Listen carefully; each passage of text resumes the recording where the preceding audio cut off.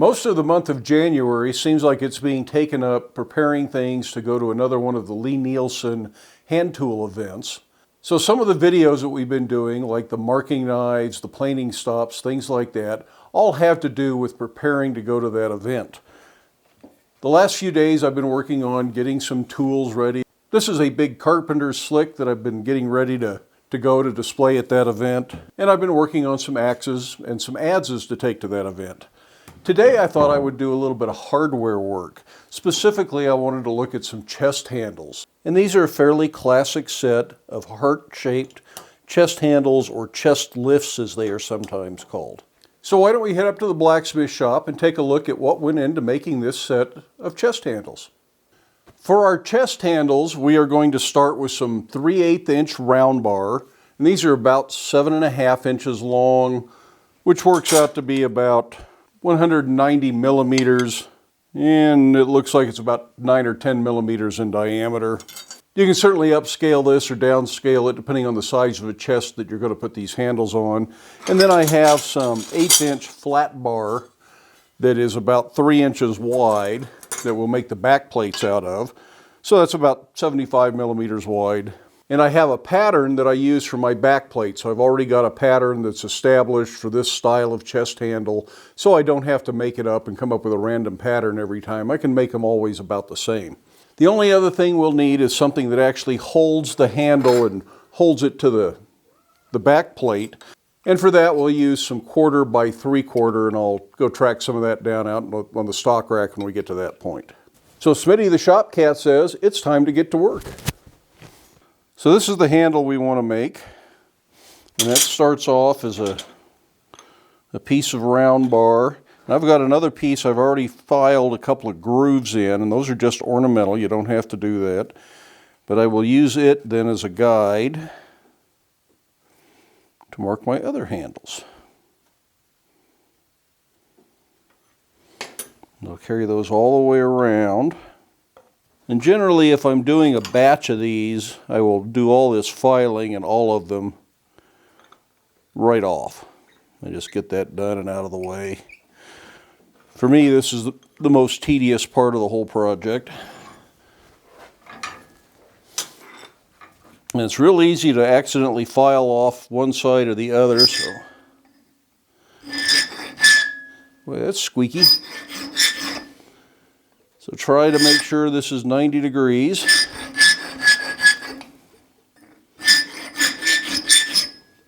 It's the kind of thing that practice really helps.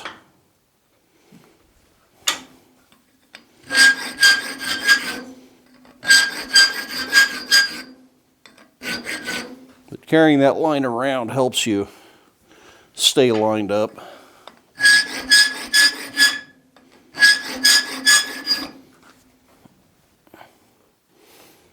That's really all there is to it. If you did everything right, the lines connect when you come back. Otherwise, you're cutting screw threads. So now I've got 2 of these to make our handles. We're just going to look at making one handle. I don't think we need to worry about seeing the duplicate being made. Do everything twice and you get 2 handles. Now I've put a little silver pencil mark right at the edge of the anvil for how long I want to be from the ring, for the little file ring, to the end of this as I draw it out. So I'm going to draw this out about 1 inch, and you probably can't see that silver pencil mark, but it is there. And like any other taper, we start square and go to octagon, and then we'll round it up.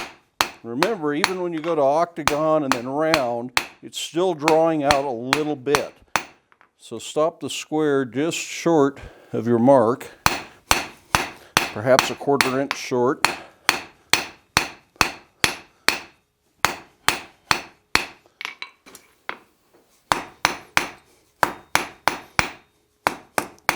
You want this to be a nice, graceful taper, and it's really more for looks than practicality. But it is nice to not have such clunky ends on it while still maintaining a comfortable grip surface. So I've gone to octagon and now I'm rounding it up.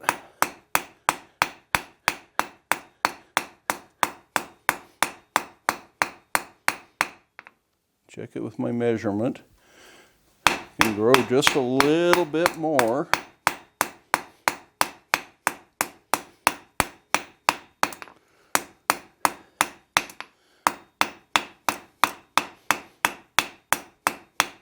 You don't want to draw it to a point. I want to draw it to about a 1/4 inch diameter at the very end there. Yeah, that's all we need to do for the taper on that end. Before I turn this around and go to the other end, I just want to put a bend on the end of this. And this is what keeps the handle from flipping all the way up and squishing your fingers when you use it. I just want to go about a 1/2 inch here.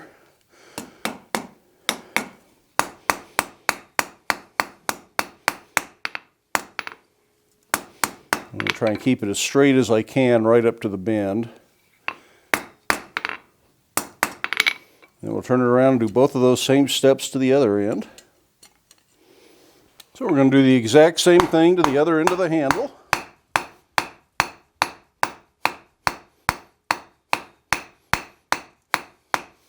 You could do some of this drawing out over the horn, but there's so little, I'm afraid I'd get carried away and make it too long and too thin. So I just do it here at the face of the anvil. Now my mark's getting hard for me to see. Good thing I'm only doing one of these. So that's about all I need to do in square. Next heat we'll go octagon and round. And start by going to square. Or excuse me, start by going to octagon. We already went to square. And then we can round that up.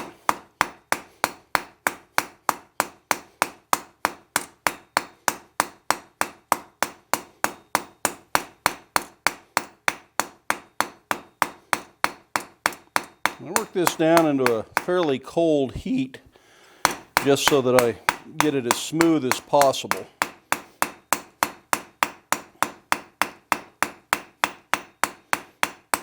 And you could certainly use a swedge of some sort if you needed to.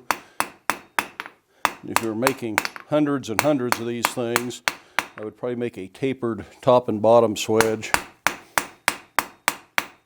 just to make this fast and easy. In fact, that'd probably be a top and bottom swedge that I used under the power hammer. But since I only make a few dozen of these a year, I think this will be just fine. Then we'll do the little bend on the end. You want to make these two go the same direction. If you get them a little bit off, because this is round bar, you can twist it and get it back into line, and it shouldn't show, especially if you did a good job on the taper. So the next thing we want to do is actually bend the handle shape.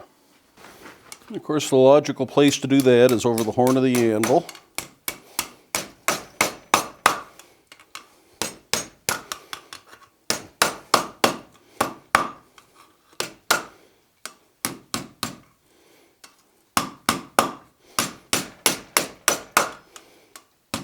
And I like this section to be straight so there's some adjustability when fitting the standoffs that hold this.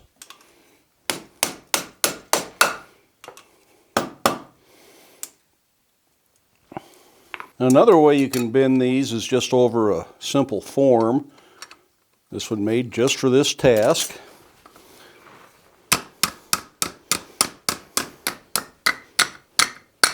The only problem with this is that it's not very adaptable to different size chest handles. But as long as you drew everything out right, both ends should be the same, and it shouldn't be a big deal to bend one up like that. But if you need a handle that is a little shorter in the middle, this obviously wouldn't work. You could make one longer easily. So I'm not necessarily advocating for this exact little jig, but it does work.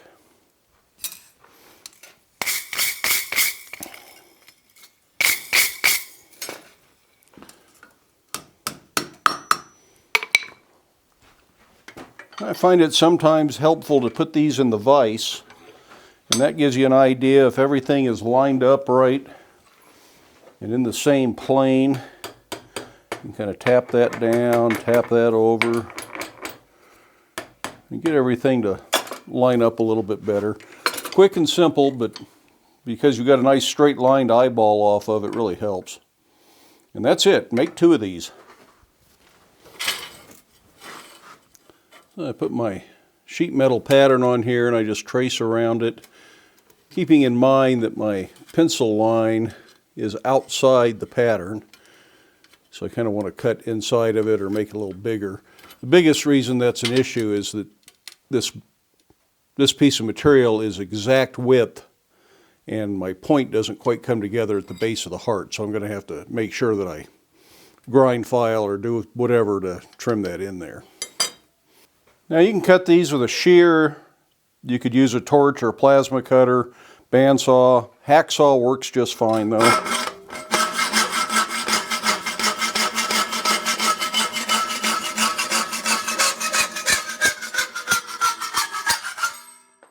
And I just kind of block them out and then file or grind to final shape.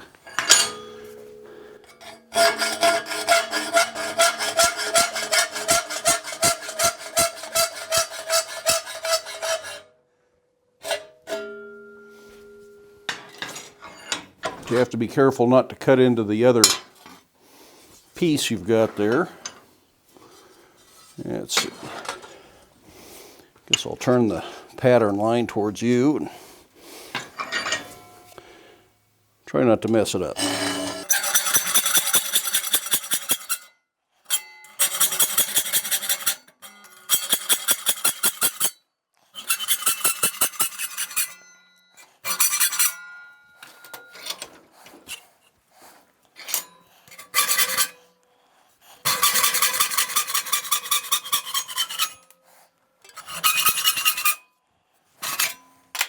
You really can do quite a bit with a hacksaw. You don't have to have a lot of fancy equipment.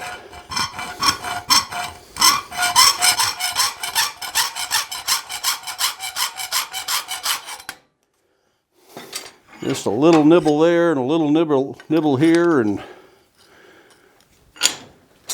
sooner or later you get it.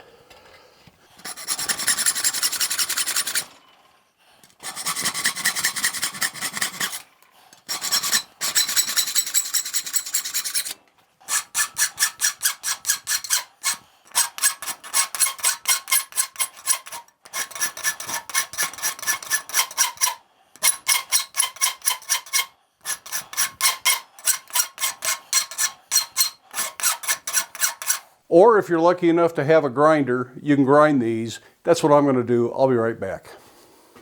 Now, one place the grinder doesn't get in very easily is right here. So I still clean that up with a file. And you don't need a grinder. You can do it all with files. In fact, if you don't have a grinder, do a little bit more with a hacksaw before we go to the files. Then I want to file a little bevel around the edge of this. So I'm going to put it in the filing vise.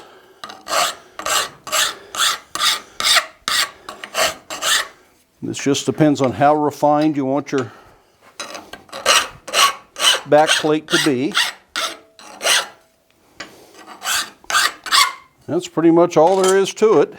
Again, most chests have a pair of handles, so make 2 of these. Now our handle has to have a way to mount to the backplate so that it can pivot and swing up. And for that I'm going to use some 1/4 by 3/4 flat bar. What would that be, about 6 millimeter by 20 millimeter, something like that. And I'm just going to punch a hole in here.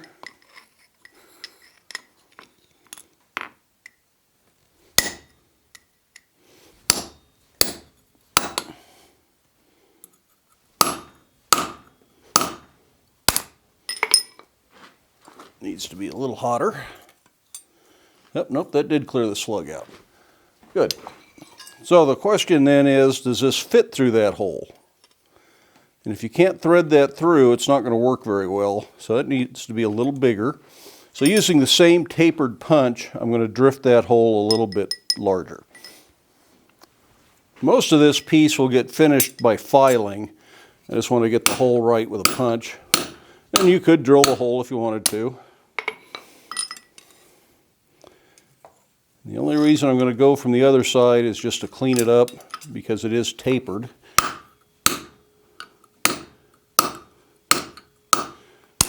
I'm not trying to enlarge it anymore from that side because I think we're big enough. So we thread the handle on there. Yep, and that'll go on plenty far enough to allow this to work. We'll round the corners up with a file and we'll create a little tenon on it with a file. And of course, punching the second one looks just like punching the first one.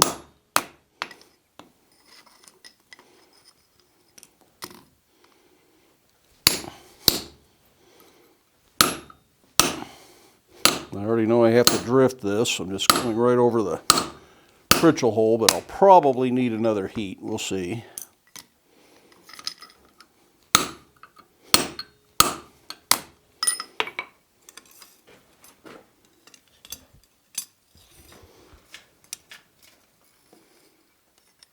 Nope, that'll do it. So it's time to go back to the bench and the hacksaw and some files, and we'll clean this up and make our last pieces. So I'm going to start by filing these corners and making this round on the outside. Again, you could use the grinder, and typically that is where I would go.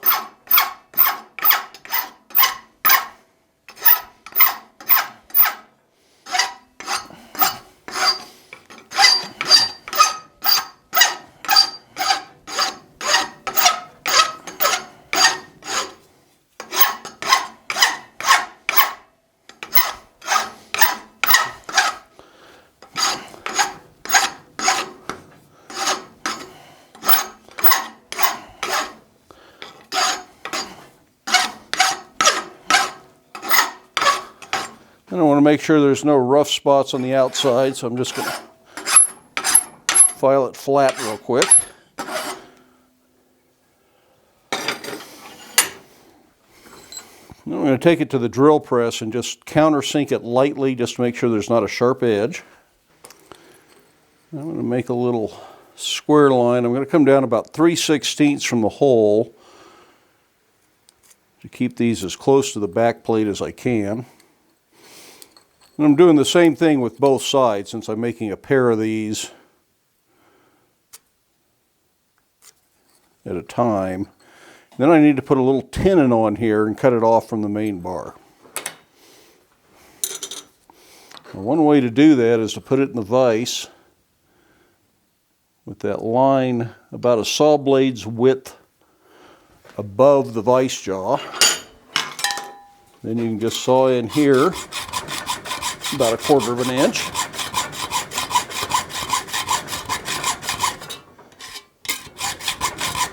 And saw in here about 1/4 of an inch.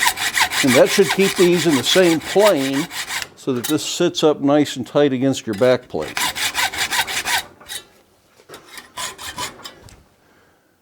It's better to stop short of where you want and file to fit than it is to cut too far.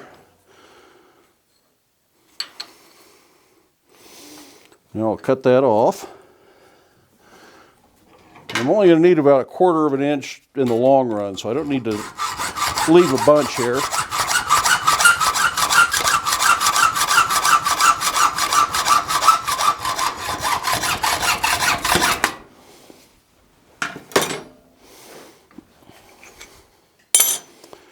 Now just like that, and then we're going to cut down and meet our first 2 cuts.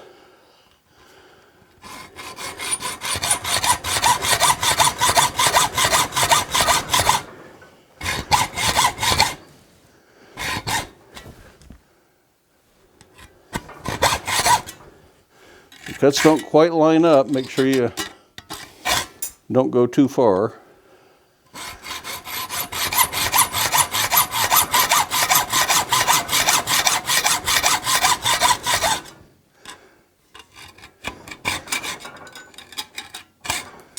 So just like that. And then I'm going to line up my flats with the vise jaw and just clean up that tenon. Now I want to leave that pretty much 1/4 inch square for as much strength as I can get out of it. If you wanted to file it round, you could round it up at this point. Goes into a drilled hole easier if it's round.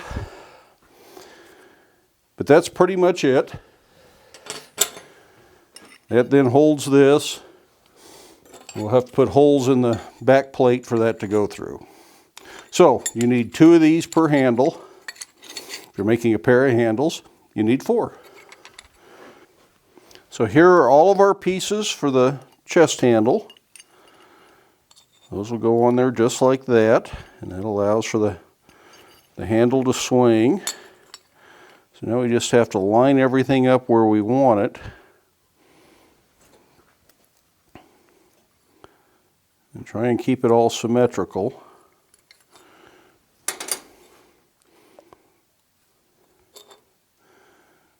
If you don't trust your eyeballs, get a ruler out.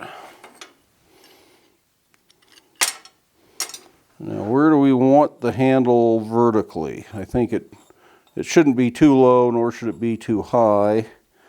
I think right about there, so that'll be the center point. And at this point, you have a couple of choices. You could drill these and file them square. You could file the pivot point round if you wanted to and put them in a round hole. And if you're going to weld them in the back, that's probably just fine. If you're going to peen them over and not weld them, which is what we're going to do today, I think the square is better because they can't twist. But you could also file a round hole square with a small file if you needed to. But we're going to go to the anvil and we're going to punch these with a square punch. So I'm going to use a square punch and a bolster plate. You could drill it and, instead of filing it round, use a square punch just to drift it square.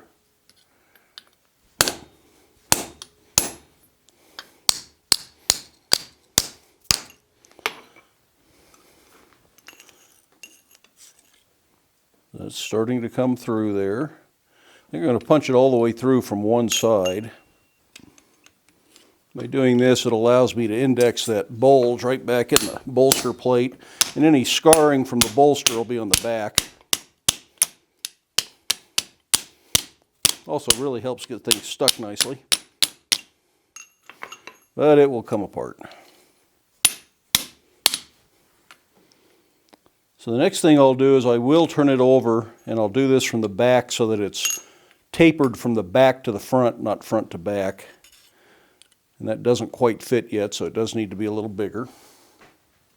Now this does fit in the hole in the bolster, so I know I've got enough room to drive the punch down far enough. I may have to come... Yeah, no, it looks like it doesn't bottom out on the anvil, so I'm okay. Be careful, though, if your punch is longer, don't upset it on the bottom of the anvil. And never get your punch back out again.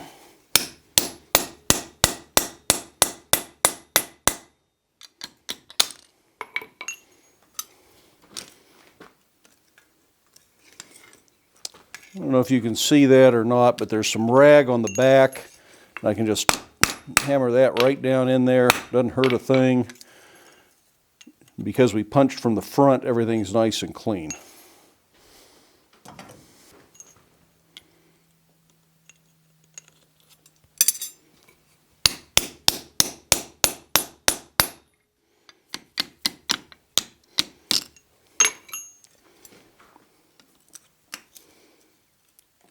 And that just almost fits. I think I'll clean it up and make a real nice fit with a file instead of taking a chance on making it too big by drifting it. Entirely up to what you feel like doing, though. Now I'll do the other one. Looks like I forgot to turn the camera on when I punched that hole. Sorry about that. Just drifting from the back side again.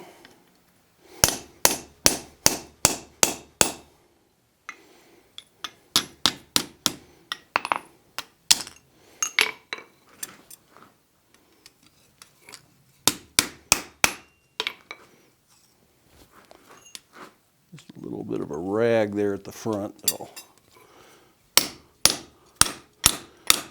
work down. Again, because we're going to use a file to clean this up, we can put some bevel on the back of the file. Yep, I think that's pretty good. We'll just finish it with a little tapered square file.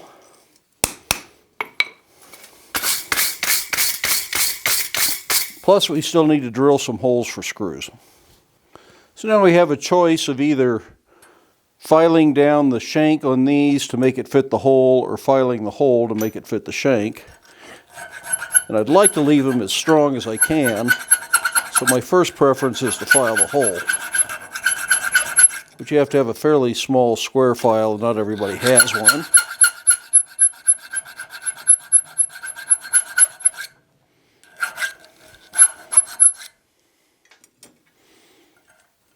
Okay, that fits.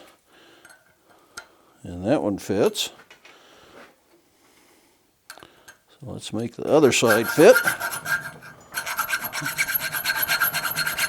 A lot of times this is just a matter of filing the rough edges off. These will actually come in from this other side in the long run.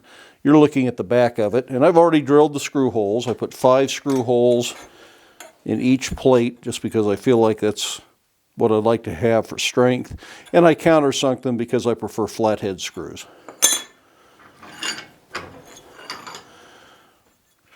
So we know these fit, and based on our previous tests with the handle, we know that the handle fits in those. So we now have all of our pieces and parts done. We just need to go peen the back of our little tenons. This is a great place for a torch, and I'm going to set these in a little swedge so that it supports that round. If I just do it flat on the anvil, you might collapse this, and then you won't have a round hole anymore.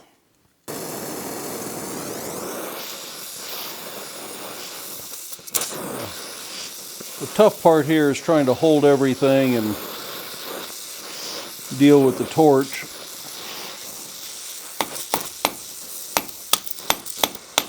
If you're going to hold the torch and the tongs in the same hand, try not to let things get away. Now that that's said, it won't fall out, and it's not as big a deal. I can get back over to where I hang the torch up. That's on that Smith gas saver valve. And yes, this does leave a rivet head on the back of the plate. And a little relief cut will have to be put in the chest to deal with that. That's pretty typical for old hardware. But now we have no choice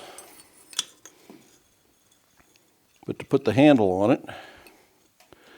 Otherwise you won't be able to get this all together very easily.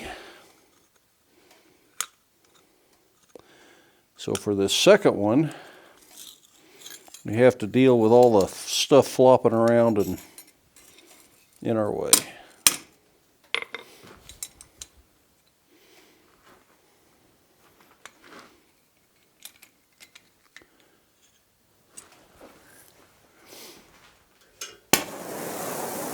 See if I can balance that all just right so I can get the torch put away.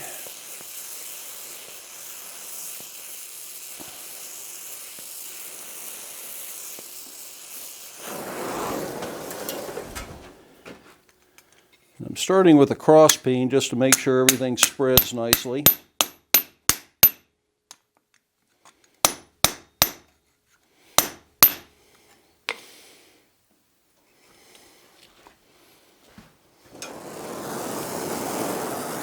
Now it's easy to hold it and not worry about it coming apart here.